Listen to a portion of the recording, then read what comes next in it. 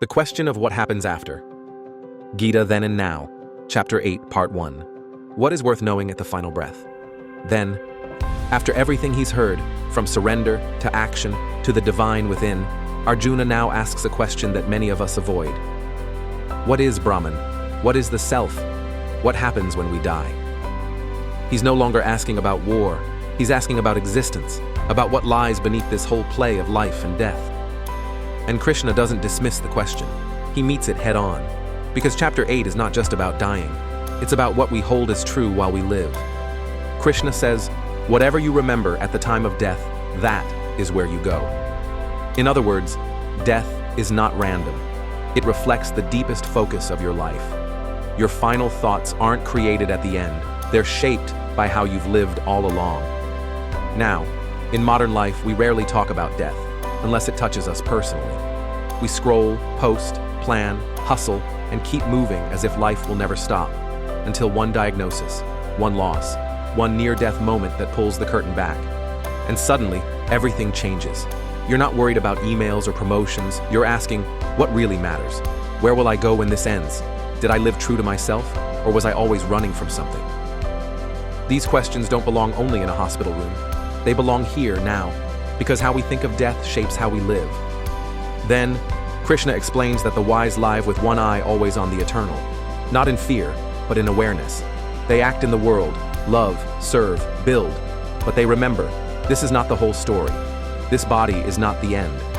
And so they anchor their mind in the divine, not just in the final hour, but as a constant practice, so that when the final hour does come, the soul naturally rises, not because of fear, but because it's already free. Now, you meditate sometimes. You think about the bigger picture when life gets hard, but it's easy to forget, easy to sink back into daily stress, habits, and distractions. It's only when you lose someone close, or when your own health breaks, that the deeper questions return. But Krishna invites us to bring those questions forward, into the now. Don't wait for death to think about what matters. Think now. Ask now. Remember now. Because what you remember at the end isn't chosen at the end. It's practiced over a lifetime.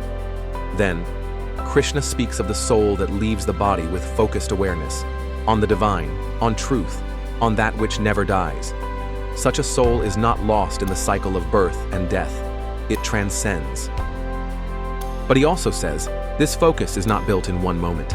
It's the fruit of a whole life lived with sincerity. Now, maybe you felt a whisper inside, a desire to go deeper, to live more honestly, to connect with something eternal. But the noise of the world pulls you back. Deadlines, routines, expectations. Still, the question waits. Stillness waits. Truth waits. And the Gita doesn't say, live in fear of death. It says, live in awareness of something beyond it. Because when you remember what's eternal, you live differently. You love without clinging. You act without fear. You speak with more truth. You serve without expectation. You see others as souls, not just roles. Then, Krishna tells Arjuna that the door beyond death is not a mystery for the few. It is open to all who seek with a steady heart. Those who anchor themselves in the divine, even in daily life, carry that light with them beyond. And that, he says, is true success, not just escaping death, but transcending fear. Now, maybe you're not ready to think about death. That's okay. But are you ready to live with meaning, with honesty, with spiritual memory, not just data, but devotion? Because if you do, you won't need to fear the end. The end will simply be a turning of the page, a continuation, not a conclusion. Focus. This is not a chapter about dying. It's a chapter about living well. It's about planting the right seeds. So when the final breath comes, the fragrance that rises is freedom, not regret. It's not about waiting until the last moment to remember what matters. It's about making each moment sacred, so that when the last one comes, it feels familiar. If this touched you or helped you reflect more deeply, please like, subscribe, and share this video with someone who may need this gentle reminder.